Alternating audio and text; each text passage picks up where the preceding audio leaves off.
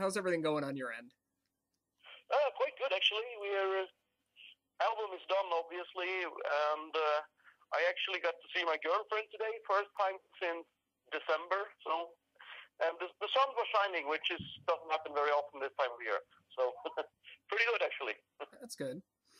Are you guys up to anything special at this point, or are you guys just waiting until the album comes out? Or are you just relaxing or something? Well, relaxing and the word Sabaton does not match. I still haven't relaxed since 2000, 5 years, something like that, I think. Because, it's always, we're on tour a lot, and we do 250 travel days at least per year, so 130 shows. So whenever we're gone, it's kind of, I love touring, and it's my vacation. When I get home, and everybody thinks, and I think I should relax, that's when everybody from, everything you couldn't take care of when you were on tour has to be taken care of. So I'm becoming a tour-aholic quite soon, I think. I don't blame you. I saw the reaction on the live DVD recently. I don't blame you at all for being a tour-aholic. No, what I love to do, it's also I'm a bit of a workaholic as well, so whenever I get the chance, I make myself busy with things, and when I'm on tour, and especially on stage, it's, this feeling, sometimes you get it when only this moment exists. Last second doesn't matter, next second doesn't matter, and I don't get that much, but when I'm on stage, I get it, so in that sense, I'm really happy I'm doing what I'm doing. For the most part, I heard Heroes. It sounds like you guys have a very 80s metal vibe to it, like kind of what appeared on Coat of Arms. Why did you guys go this route instead of staying with the largely glorious and powerful approach of Carolus Rex? I don't know. There never was any plan. It's not a concept. It has a concept, yeah, but it doesn't follow the same line as, and the story isn't as in the same as Carolus Rex. So I do agree with you. It's a bit to another direction, but I still think it's more a step to the Art of War direction rather than the Coat of Arms, actually. But I don't know. It just turned out that way. A lot of the orchestral stuff on Carolus was but one thing I thought was too much on Carolus. I'm listening to it. It always, when you do an album, you're into it and you hate some part, you love some part. But, when you get a year later, when you can actually listen to the album, from a listener's point of view, that's when, at least for me, when I can, start judging an album properly. And I think Carolus Rex suffers from one thing, and it's my fault. For fuck's sake, I wrote the songs. But every single track in itself, I have nothing to complain about.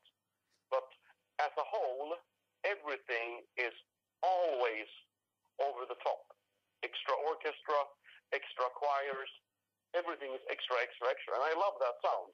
But I think the album would have been better if on one or two songs, maybe in the middle or, 2/3 in, would have taken it down a bit and not being, all in massive, in a sense. See, now, as a listener, I will argue with you at that point. I think that perfectly fits the storyline for the album entirely. I don't think it could have been told in any other way, except as epic as it actually is. But, you guys are the band. That's just me as a fan. It turned out that way for a reason. Yeah. That when the experience as it is today, maybe a Lifetime of War should have been a bit more scaled down, but in a sense, as any single song, I don't think I should have done anything different. It's just as a unit, this one I think is more varied. It's one of the strengths compared to Carolus. On the other hand, I do also love the symphonic shit. And I miss that sometimes on this album. Nothing wrong with the symphonic shit. Yeah. So let me ask, what prompted the focus on World War II and Nazi Germany for Heroes? it's all different countries and different heroes, you know. Right. It is about World War II, and if we think about World War II, it's kind of obvious we had to deal with Nazi Germany at some point. But let's say we're telling, instead of, you know, the larger scale of things, we're zooming in on individual. I'm trying not to say performances because that makes them sound like musicians or sportsmen, but individual achievements rather, of small groups or single individuals, you know, telling the large scale story. And it's quite of a more personal, intimate side on writing the lyrics sometimes. But I mean, we do have, you know, all kinds of nations represented. We have Poland, Finland, Australia, America. We have German heroes as well on the album, of course, and we have Russia. So the list goes on. Czech Republic also. Oh, I noticed that. I noticed that you guys, through the various perspectives of the war, you seem to try and do something a little different with each song, or try and take on a different approach to metal and rock and all of that. To Hell and Back, I noticed a spaghetti western vibe to it. There's the power ballad Inmate 4859. Why did you decide to go that route to represent each different area? It wasn't really planned. I mean, we do not. We don't like. I mean, at least me, when I'm working with the music, I don't like to plan everything out so much in advance, but rather test the waters and see where things take me, and then at the end let things fall into places and pieces. So I mean, to be honest, we do have more stories that we'd like to tell on Heroes, but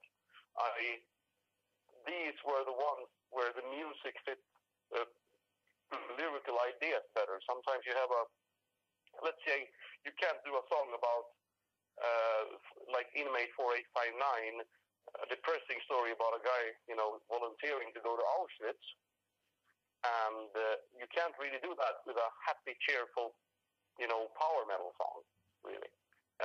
So very much, you know, when we're doing stuff, especially first I write most of the music, but not everything, because I don't want to be locked down. And then we look into, you know, what could the lyrics be about? What does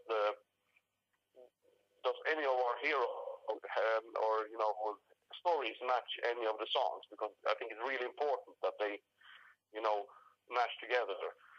So, and then once we started to plot out a route on, you know, which songs are going to be where and what they're going to be about, then I go and, you know, sometimes it can give me an extra inspiration to making the music even better in a way I never thought I could have if I hadn't, you know, looked into the historical side first. So it's kind of a strange bohemian process, but it works for us at least. You mentioned Inmate 4859. I did. I'm just curious. Inmate 4859, is that actually based on anyone, or is that just a number that you made to work with the song? Oh, no. Inmate 4859 was a Polish guy called Witold Pilecki, and that was his inmate number when he went to Auschwitz. And his story is actually that he heard the rumors about what was going on in Auschwitz. He tried to convince the Polish exile government in London at that time to, you know, we got to stop this. But nobody believed him. So he falsified paper. Even though he was not of Jewish descent, he falsified papers that, you know, made him look like a Jew. And then he made sure he got caught and went into Auschwitz voluntarily. He spent 2.5 years in Auschwitz organizing the resistance, and then he escapes after 2.5 years with the evidence, and still they don't believe him, you know. So it is very much a real person. 4859 was his inmate number in Auschwitz. I just learned something today then. Okay, I couldn't help but notice, like you mentioned, that you try and represent all these different countries and everything. I noticed that sometimes when you do that, there seem to be these sudden jumps between songs in order to do it. Did you guys consider putting perhaps interlude or spoken word tracks in between some to bridge the gap? Because like I said, 1 second you have the spaghetti western sound, and then the next you have a power ballad going on. I'm just curious if that was a thought that came across to you guys at some point, and if you thought maybe that wouldn't work. No, we discussed having a spoken word thing, somebody telling the story about it. But we decided against it. Actually, so many, all people are different. I'd love to listen to an album that way if you could choose, to hear it or not hear it. But at least the first time I was listening to an album, I'd be quite happy hearing a bit of, background information on the historical, side of what the song is about. Most people don't like it, though, unfortunately. But the plan was never to, make every song very different. It just turned out this way on this album. I mean, sometimes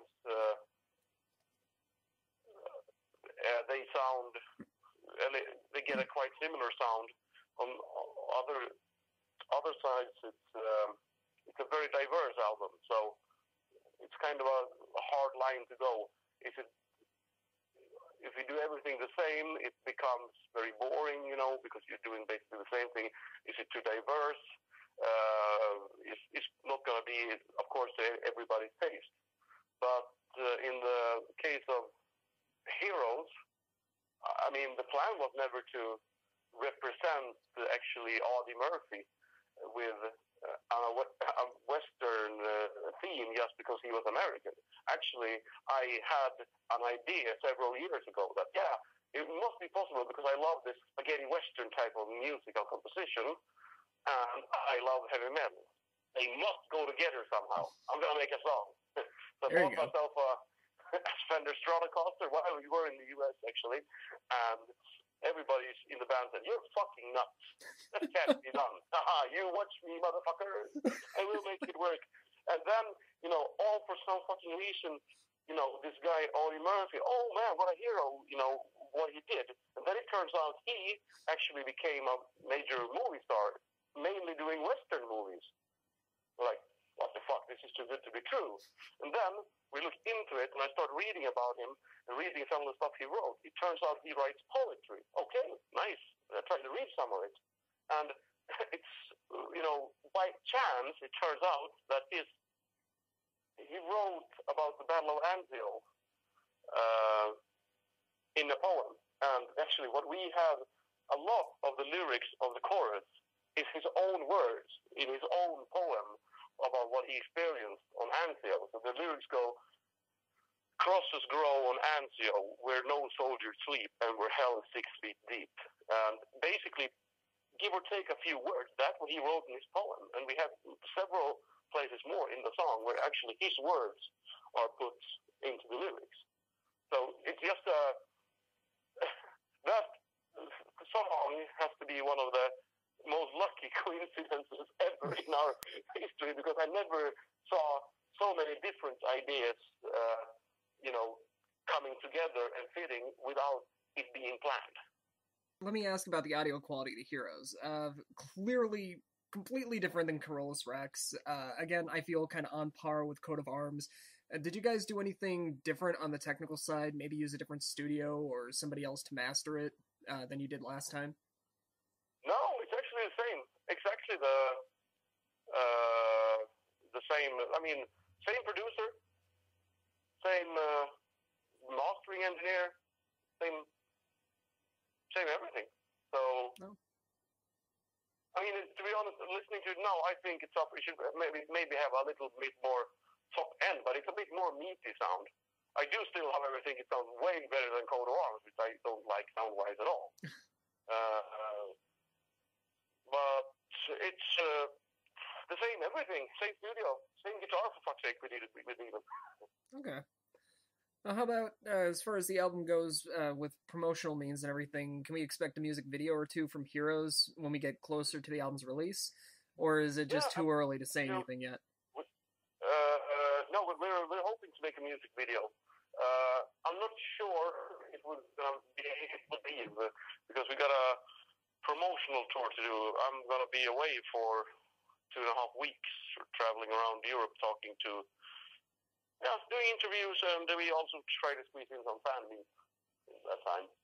So our window of opportunity is going to be late March before we leave, basically, in a few days. And we have hopes to make a video about Audie Murphy and the song To Hell and Back on that day. That would be a very interesting video, given everything that's in it. I mean, especially considering, it's got a great theme for a character as well, because, he was suffering from what was then called, shell shock, but today we call it post-traumatic stress. And he was addicted to these, antidepressants or, something to calm him down. And when he became too much a slave of the drugs, he refused to go into, what's it called? Oh, easy English word, and I forget it. Rehab? Rehab. He refused to go into rehab. And he locked himself in a motel room for a couple of days. And we just went cold turkey. No more drugs. Oh, that's never fun. No. So, I mean, as a side of, in a sense, not we could. I like the idea of, you can show him on the battlefield doing these crazy things that were, really heroic stunts, but at the same time, you can see the actual, really dark side of things. Him locking himself into a motel room. So it could be a cool idea. We'll see what happens though. No. But you know what? I jumped ahead there for a second. Let me kind of step back here. Yep. Okay. How about the time leading up to the studio? How long did you work on the material for Heroes, and when did Sabaton even start writing it? Actually, I've been writing it since Carolus Rex, on and off. Same thing, and quite actually with Carolus Rex and Heroes was exactly the same basically, because we took a break somewhere in October last year. We took a break somewhere in September, October this year. We had only a few shows or very little shows, and then we did the album in January. So, I mean, very much from the songwriting and the time spent in the studio and everything was very, very similar between Carolus Rex and Heroes. And, okay, I know I'm going to probably butcher at least one of these names. The newer members of Sabaton, is it Toby? Thobe? Torbjörn. Tobbe we call him, but it's basically short for Torbjörn. It actually means Thor's bear, Thor the thunder god. Oh, okay. Proper Viking name.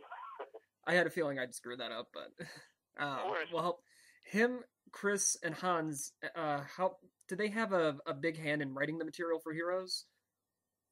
No, I wrote one song, Soldier of Three Armies, with Tobbe.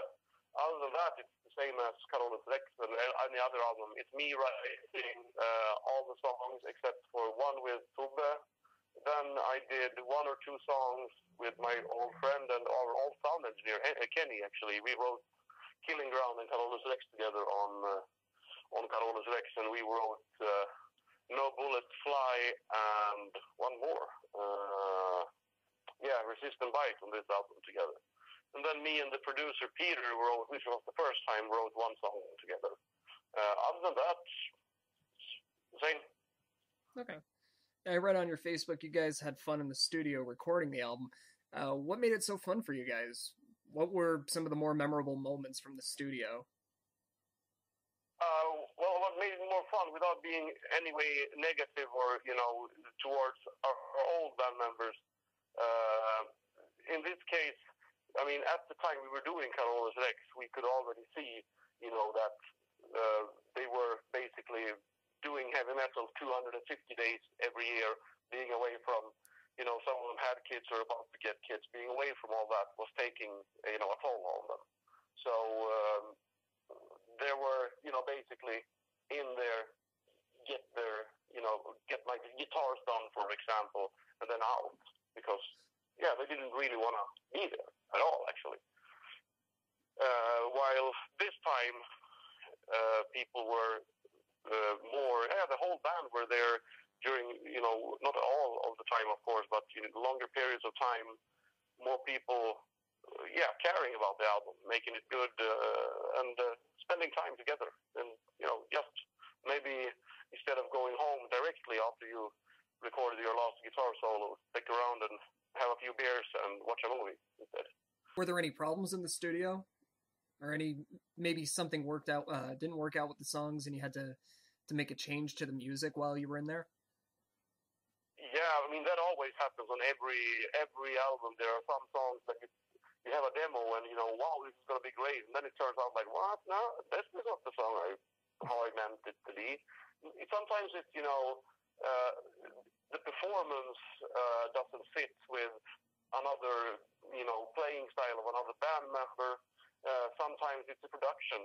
Maybe that song I wrote needs a way heavier production or a way softer production to kind of get into its right. But if we do that, it'll be too different from other songs.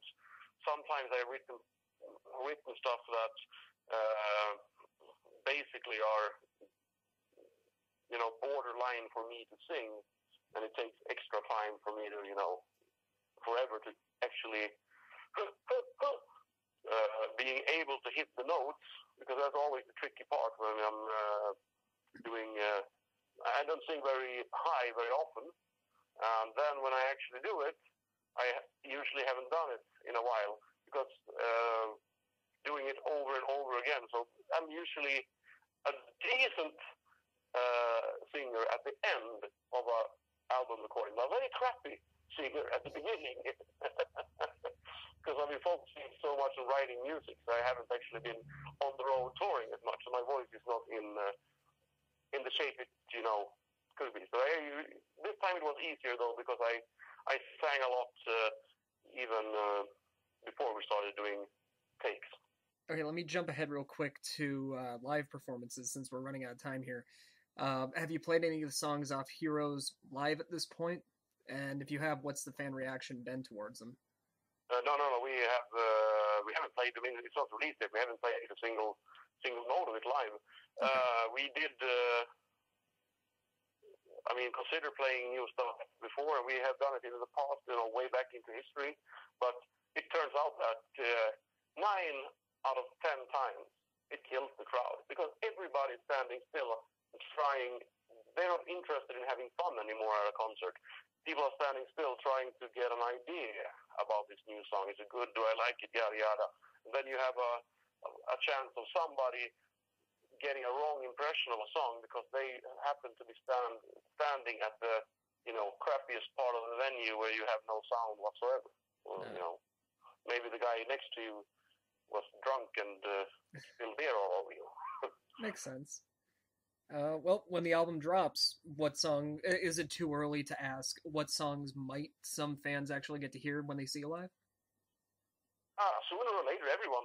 I mean, we don't have any songs we couldn't play or shouldn't play in history, especially not now with the new lineup.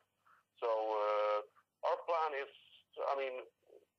slowly but surely, but hopefully before we put out our ideas, before we put out the next album we do after this one, which is maybe 2 or 3 years, I don't know. The plan is that there should be no songs from Team Victoria and forward that we haven't played.